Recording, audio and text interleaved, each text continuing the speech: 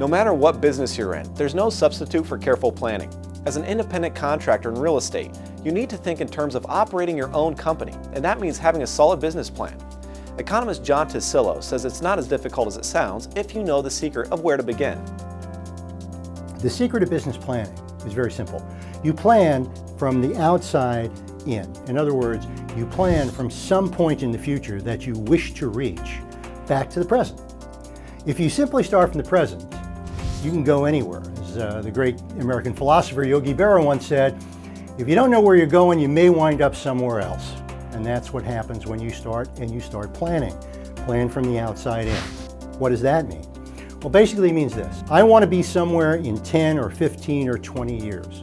I can envision that. I can describe it to you. Perhaps I'll be retired in 10 or 15 years. Where are you going to be retired to? What kind of lifestyle are you going to have? What's it going to look like, smell like, taste like? In other words, draw the deepest, most detailed picture you can of that endpoint and make it real to you. And then come back and say, if I want to get to that spot, where do I need to be in a year? Where do I need to be in 2 years, etc.? Of course, then you have to figure out where you are now. And you have to take stock of your business. You have to take stock of the real estate market, take stock of the world around you, and that will tell you where you are. So you know where you are, you know where you wish to be. Now you begin to plan to take steps to get there.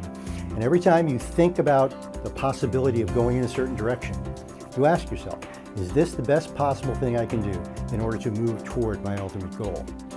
So you put together a 12-month business plan. And that business plan has a finish line, that is results to be accomplished.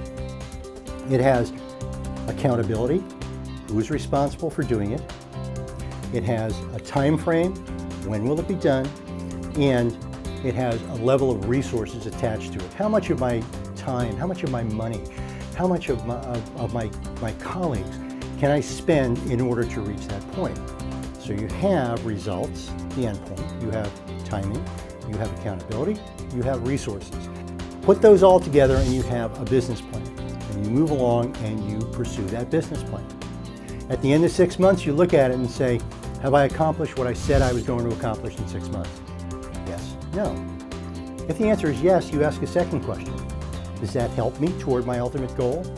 And if it does, you know that that was a triumph. That is a real accomplishment. And then you say, okay, now where do I go from here? And again, you look at where you are.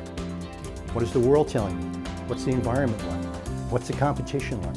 What's my own position in the market? And you begin to plan out those other 6 months.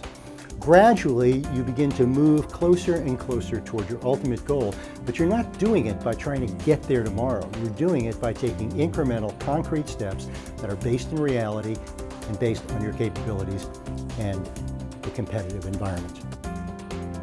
Like anything worthwhile, good planning takes time. And as John reminded us, putting together a solid business plan begins by focusing from the outside in. Thanks for joining us.